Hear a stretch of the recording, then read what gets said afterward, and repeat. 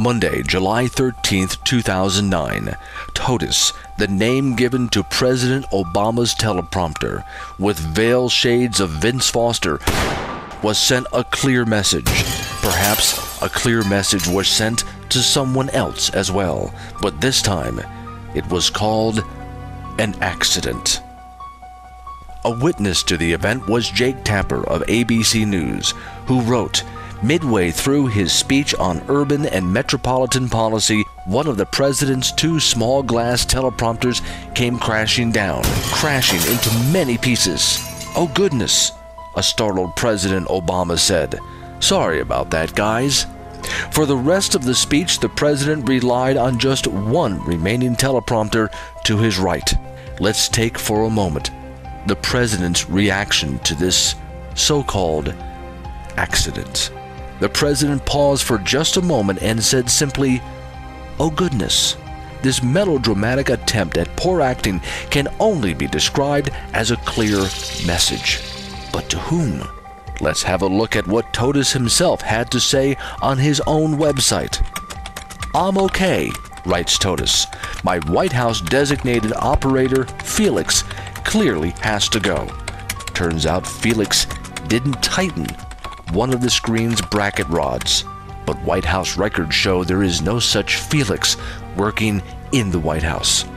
Or is Totus merely afraid and trying to cover up what really happened, as the, quote, bracket rod that Felix forgot to tighten slipped?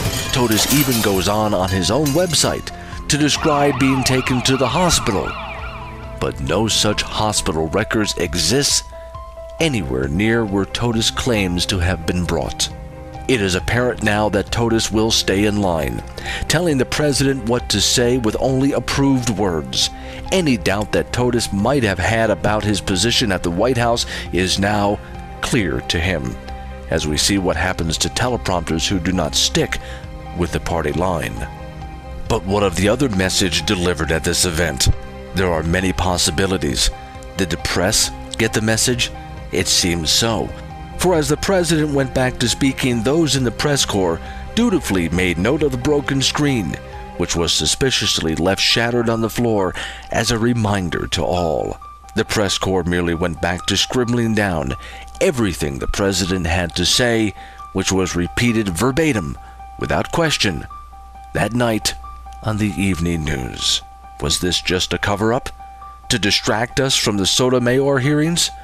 Perhaps. But at the same time, the president was talking about the economy as we screamed toward double-digit unemployment with the power of a freight train running down a hill with no brakes and a mounting multi-trillion-dollar deficit, and the president promising to spend trillions more. What more perfect time to send a message to Totus and the press to get in line and report exactly what is said. We may never know the answer to many of these questions, but what we do know is that this event has left many people and one computerized teleprompter very frightened. Totus. You've come to take